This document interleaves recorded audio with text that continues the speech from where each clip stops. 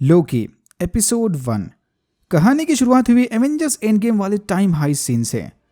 2012 वाला लोकी टेसरैक्ट की मदद से टेलीपोर्ट होकर सीधा मंगोलिया के रेगिस्तान में क्रैश लैंड हो गया। कुछ देर बाद यहीं पर टाइम वेरिएंस अथॉरिटी के मेंबर्स आ गए और लोकी के इस वेरिएंट को अरेस्ट कर लिया। लोकी ने इन्फिनिटी स्टोन को सीक्रेट टाइमलाइन से हटाकर अल्टरनेट टाइमलाइन क्रिएट कर दी। टाइम वेरिएंस अथॉरिटी से पकड़कर टाइमलाइन को ठीक करना चाहते हैं। टाइम वेरिएंस अथॉरिटी के बारे में और ज्यादा डिटेल में जानना है तो मेरा ये वाला वीडियो देखना। गॉड ऑफ मिस्चीफ ने टीवी एजेंट्स के साथ लड़ने की कोशिश तो की, बट फिर हंटर B-15 ने अपने हथियार की मदद से लोकी को स्लो मो मोड में डालकर उसे टाइम ट्विस्टर कॉलर पहना दी। इस कॉलर से टीवी एजेंट्स लोकी की बॉडी को टाइम एंड स्पेस में कंट्रोल कर सकते हैं। लोकी को पकड़कर हेडक्वार्टर्स ले जाने से पहले एजेंट्स ने यहाँ की टाइमलाइन रीसेट कर दी। इस टाइम रिसेटिंग चार्ज की मदद से टीवी पहुंचते ही B-15 ने टेसरैक्ट को काउंटर पर जमा करवाया और लोकी को मुजरिम के कपड़े पहनाकर सुनवाई के लिए आगे भेज दिया।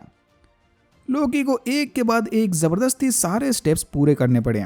एक स्टेज पर तो इसे अपने टेम्पोरल ऑरा मतलब अंदर की पॉजिटिव नेगेटिव एनर्जी या आत्मा का तक सैंपल टेस्ट करवाना पड़ा। सिर्फ जीते जागते कॉन्शियस बीइंग्स ही सिक्योरिटी चेक को क्रॉस कर सकते हैं, रोबोट्स या एंड्रॉइड्स नहीं। जज साहिबा के जाने से पहले मिस मिनट ने लोकी को टीवीए के बारे में शॉर्ट इंट्रोडक्शन वीडियो दिखाया। सदियों पहले हुए मल्टीवर्स वॉर में सब कुछ खत्म हो गया था। बाद में टाइम कीपर्स ने सारे मल्टीवर्स को एक ही सीक्रेट टाइमलाइन से कनेक्ट कर दिया और फिर इस सीक्रेट टाइमलाइन की रक्षा करने टाइम कीपर्स ने टीवीए, उसके एजेंट्स, हंटर्स और मिनटमैन को बनाया। इस सीक्रेट टाइमलाइन के साथ छेड़खानी करने वाले को टीवीए वेरिएंट बुलाते हैं। आसान भाषा में अल्टरनेट वर्जन समझ लो। फिर टीवीए सारे वेरिएंट्स को पकड़कर जज के सामने ले जाएंगे और सुनवाई के बाद वेरिएंट्स को अपनी सजा भुगतनी होगी। Most of the time TVA उनके वजूद को पूरी तरह से मिटाकर टाइमलाइन को रिस्टोर कर देते हैं, क्योंकि अगर इन्होंने ऐसा नहीं किया तो चांसेस है कि टाइमलाइन में हुए डिस्टर्बेंस की वजह से कोई बड़ा नेक्सस इवेंट पैदा होकर फिर से मल्टीवर्स में मैडनेस मचा देगा। इसीलिए टीवीए के रूल्स भी काफी स्ट्रिक्ट हैं। अगर ज्यादा होशियारी दिखाने की कोशिश की तो मिनटमैन आपको सुनवाई के पहले ही इरेज कर देंगे। टीवीए के एजेंट मोबियस 1549 वाले फ्रांस में जाकर एक केस की छानबीन कर रहे थे। कोई एक के बाद एक टीवीए के मिनटमैन पर हमला करके रीसेट चार्जेस चुरा रहा था। आसपास के गवाहों के हिसाब से हमलावर एक डेविल की तरह था। फिर एक एजेंट ने आकर मोबियस को लोकी के अरेस्ट के बारे में बताया। टीवीए में चली सुनवाई के दौरान लोकी ने सारा इल्जाम एवेंजर्स के सर पर डाल दिया। ना फ्यूचर के एवेंजर्स टाइम ट्रेवल करके 2012 में आते और ना ही लोकी टेसरैक्ट चुराकर इनकी सीक्रेट टाइमलाइन के साथ छेड़खानी करता। यस, लोकी ने फ्यूचर वाले टोनी स्टार्क के प्रेजेंस को सूंघ कर पहचान लिया था। जज के हिसाब से एवेंजर्स ने जो कुछ भी किया वो सीक्रेट टाइमलाइन में ऑलरेडी होना तय था, बट लोकी ने टेसरैक्ट चुराकर टाइमलाइन में ढेर सारे ब्रांचेस बना दिए। ओरिजिनली लोकी का कैरेक्टर आर्क थानोस के हाथों मरकर खत्म होने वाला था, बट अगर 2012 वाला लोकी कभी एसगार्ड वापस गया ही नहीं तो उस टाइमलाइन में आगे के सारे इवेंट्स भी चेंज हो गए होंगे ना। Time travelling mumbo jumbo. जज की बातों से तंग आकर लोकी ने अपने पावर्स यूज करने की कोशिश की, बट टीवीए में गॉड ऑफ मिचीफ की कोई ट्रिक नहीं चलने वाली है। जज ने लोकी के इस वेरिएंट का वजूद मिटाकर टाइमलाइन को रिस्टोर करने का फैसला सुना दिया, पर फिर एन मोमेंट पर मोबियस ने आकर इसका फैसला बदलवा दिया और लोकी से पूछताछ करने अलग रूम में लेकर चला गया। यहाँ मोबियस ने लोकी को उसकी पास्ट लाइफ का रिकैप दिखाकर यह समझाने की कोशिश की कि लोकी चाहे कुछ भी कर ले, वह कभी मिडगार्ड या अर्थ का राजा नहीं बन सकता। उसकी जिंदगी का सफर ऑलरेडी सीक्रेट टाइमलाइन में लिखा गया है। लोकी की जिंदगी का मकसद पेन और सफरिंग फैलाकर वादी लोगों का कैरेक्टर चेंज करना था। वाह, दैट्स डार्क।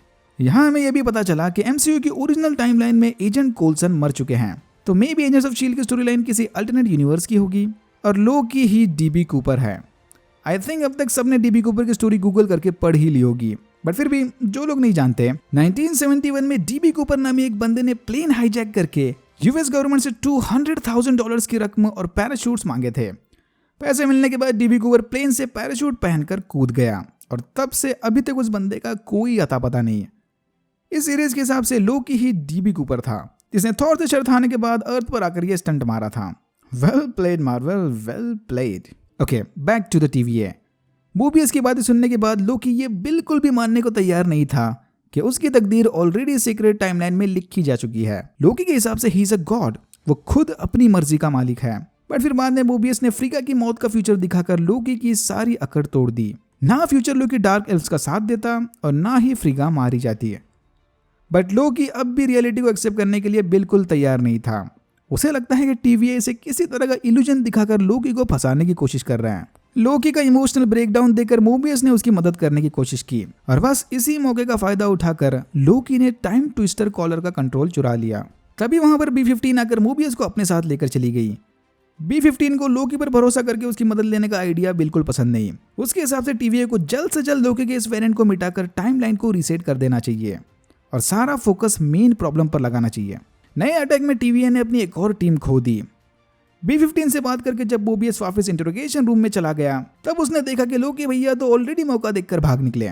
लोकी वहां से निकलकर सीधा टेसरैक्ट लेने चला गया, जहां उसे पता चला कि TVA में टेसरैक्ट और बाकी के इन्फिनिटी स्टोन्स भी किसी काम के नहीं। ये ऑर्गेनाइजेशन इतनी ज्यादा पावरफुल है कि यहाँ के एजेंट्स इन्फिनिटी स्टोन को पेपर वेट की तरह यूज करते हैं। फिर लोकी ने इंटरोगेशन रूम में लगे प्रोजेक्टर में अपनी सारी बायोग्राफी देख ली। यहाँ उसे फाइनली रियलाइज हुआ कि उसके पापा और भाई उससे कितना प्यार करते हैं और अंत में जाकर ग्लोरियस पर्पस को पूरा करने लोकी ने अपनी जान तक दे दी। तो ओरिजिनली लोकी की जिंदगी का बस यही मकसद था। फिर अपनी तकदीर को देखकर लोकी हंसने लगा कि तभी वहां पर B-15 आ गई। B-15 को टाइम ट्विस्टर कॉलर पहनाकर उससे थोड़ा खेलने के बाद भागने के बजाय लोकी वहीं रूम के अंदर बैठ गया। भाग कर जाएगा भी तो कहाँ ये, वापस अपनी टाइमलाइन में भी नहीं जा सकता। यहाँ तो इन्फिनिटी स्टोन्स भी किसी काम के नहीं है। लोकी के पास मोबियस की मदद करने के अलावा अब दूसरा कोई ऑप्शन नहीं। फिर मोबियस ने लोकी के ऊपर एक और बॉम्ब डाल दिया।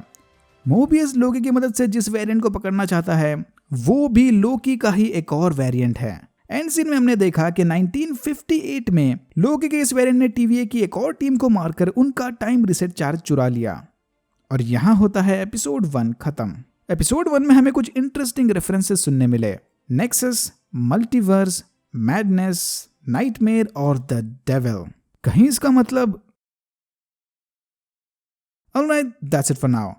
अगर आपको वीडियो अच्छा लगा तो please like channel, subscribe for more videos like this. मैंने ऐसे और भी वीडियोस बनाए जिनके लिंक्स आपको डिस्क्रिप्शन बॉक्स में मिल जाएंगे। Thank you very much for watching and I am hoping to see you in my next one.